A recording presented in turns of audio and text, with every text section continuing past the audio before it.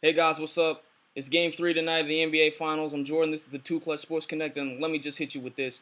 We got Miami Heat, San Antonio Spurs, and right now it's tied 1-1. Miami blew them out the second game. Behind Tony Parker, the Spurs got the first, and now it comes down to what goes on in these three middle games of the series in the 2-3 tour format that's going to be in San Antonio.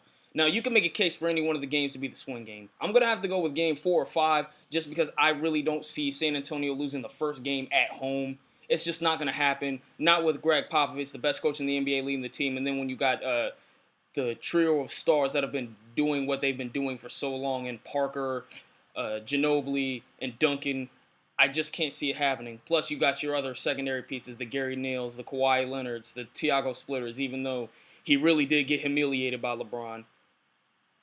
Man, that's going to be on so many posters. How many times was that on the damn ESPN highlight reel? That was ridiculous. Anyway, back to what I was saying, LeBron was able to effectively shut down Tony Parker the other night. The other members of San Antonio weren't able to really get it going offensively. I believe Tim Duncan was 3 for 16 from the field, something like that. Shot a terrible percentage.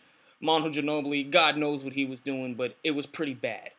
But anyways, I expect them to kick it up and step up at home. This isn't their first finals. They've been there 4 times already. They're going to be able to cope with the pressure and whatever else comes with it. But to me, this is about D. Wade and Chris Bosh from Miami. Now, Chris Bosh had a solid game last game, 12 points, 10 rebounds, shot over 60% from the floor. That's great.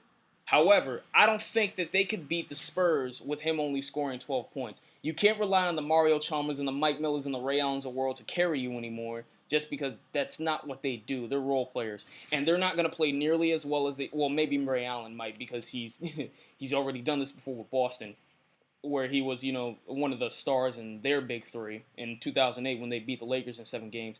But you can't expect role players to go out there and carry you night after night after night. That whole Mario Chalmers, Mike Millers, they're not going to step up the way they did in Game 2, not on the road, at least in my estimation, against the Spurs. I just trust Popovich. In fact, not even he had a plan as soon as they lost. He's one of those type of coaches. He just knows what he's doing.